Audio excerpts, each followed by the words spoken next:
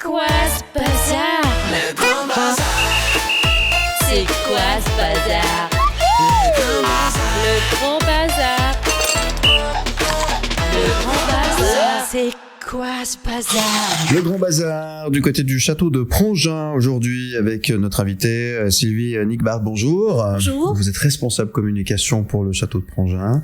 Voilà, enfin je m'occupe de la communication et je suis également médiatrice culturelle. Eh bien, merci d'être avec nous aujourd'hui. Vous allez nous faire découvrir, Mike Pérez, les coulisses et les entrailles de cet endroit magnifique. Le château de Prangin qui est aussi le musée national suisse, faut pas oublier, c'est important de le préciser, c'est un château multifacette, il y a tellement de choses à découvrir là-bas. Exactement, oui, c'est donc le château de Prangin, musée national suisse, qui abrite 8 expositions permanentes qui racontent la Suisse du XVIIIe siècle à nos jours. Et chaque année, on a encore plusieurs expositions temporaires, et notamment les 2 expositions temporaires qui vont ouvrir jeudi, 27 novembre à 18h30. Vous êtes tous conviés, voilà, toutes et tous. Et ces 2 expositions traitent des photographies de presse. C'est Swiss Press Photo 2025 et World Press Photo 2025 qui racontent en fait l'année 2024 en images.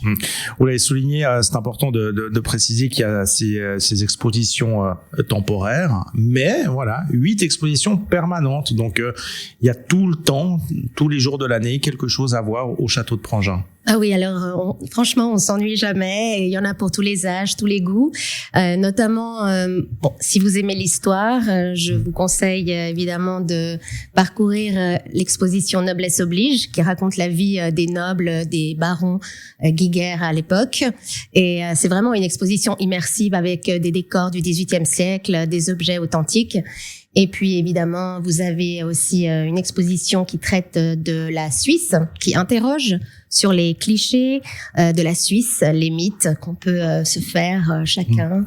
Elle s'appelle La Suisse, c'est quoi? Exactement. C'est quoi la Suisse alors? Alors voilà, chacun se fait sa propre idée en parcourant toutes les salles d'exposition, mais il y en a qui interrogent sur l'identité, sur l'évolution de la condition de la femme au fil des siècles, par exemple, sur le travail, sur la démocratie, bien sûr. Enfin, c'est vraiment très très vaste.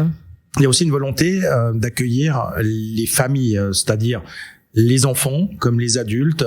Il y a aussi beaucoup de groupes scolaires qui viennent vous rendre visite. Ah oui, alors c'est vrai qu'on a énormément d'enfants qui viennent et on a des visites guidées qui sont adaptées à leur venue justement, mais on crée aussi des ateliers pour par exemple pour Noël, puisqu'on y est bientôt.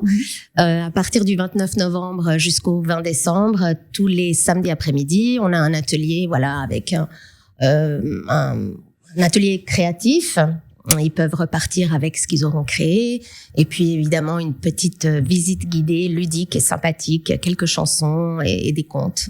Comment se porte la culture? Est-ce que les gens viennent? Ils sont au rendez-vous? Alors, oui, en tout cas, nous, on a beaucoup de chance parce qu'on a beaucoup de visiteurs et de visiteuses qui sont toujours curieux de découvrir nos expositions. Et on a aussi un agenda qui est assez chargé. C'est vrai qu'on propose énormément d'offres pour vraiment un public très large. Donc, cette étiquette de musée national suisse, c'est quand même pour le visiteur qui ne vous connaîtrait pas une garantie. On se dit voilà, ça c'est un musée qui vaut le détour, que je dois venir visiter si je viens par exemple de l'extérieur, de l'étranger. Je suis ravie que vous le disiez. Oui, nous c'est ce qu'on veut en tout cas, c'est que les gens aient envie de venir et une garantie. Je pense que tous les musées offrent des expositions qui sont extraordinaires. Nous, on a cette chance d'être dans un bâtiment vraiment sublime. Donc, c'est le plus grand château du XVIIIe siècle ouvert au public en Suisse. Et on a aussi cette chance d'avoir tout un terrain à l'extérieur, notamment des parcs et le jardin historique, le jardin potager historique le plus grand de Suisse, où il y a encore plus de 200 plantes et variétés qui sont cultivées, qui datent du XVIIIe siècle. Sans même entrer dans le château, hein, on peut voir l'extérieur, c'est on ça. vaut la peine. Et même que le jardin potager historique, lui, est vraiment ouvert au public et gratuitement. Oui. Alors la communication, c'est quand même un outil tellement important qui a aussi tellement évolué. Donc j'imagine que aujourd'hui, avec les réseaux sociaux, c'est aussi une autre manière pour vous de communiquer finalement à ceux qui ne connaissent pas. Oui, en tout cas, c'est ce qu'on essaye de faire au mieux avec les réseaux sociaux que nous avons, comme Instagram. Être partout. Voilà, oui, partout. Enfin, en tout cas, du moins être sur tous les réseaux. Voilà. Oui, c'est sûr. Oui. Et puis on communique de manière quotidienne, quasiment. Vous sentez qu'il y a plus de jeunes aussi, une jeune génération qui ont envie de découvrir les musées? Oh oui, moi, en tout cas, avec notre expérience, étant donné qu'on a beaucoup d'écoles qui viennent, eh bien, ils ont comme ça une envie, une curiosité de revenir aussi. Et certains qui sont plus âgés, on va dire entre 25-30 ans, se souviennent peut-être des courses d'école qu'ils ont effectuées il y a quelque temps. Parce que le musée national suisse au château de Prangin existe depuis 27 ans. Il a ouvert il y a 27 ans, alors que le musée national suisse de Zurich, lui, a ouvert il y a 127 ans.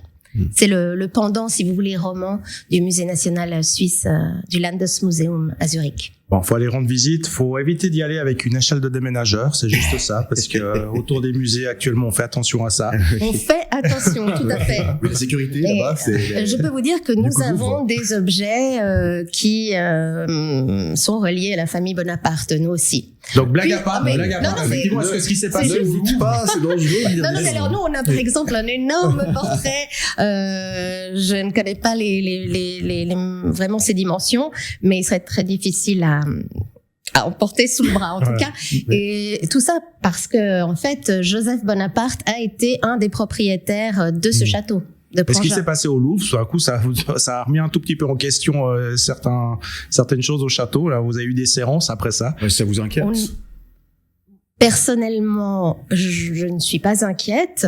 Après, je pense qu'effectivement, dans les hautes sphères, il y a eu des discussions à ce sujet. Enfin, comme pour tous les musées, c'est toujours une question qui est importante, la sécurité.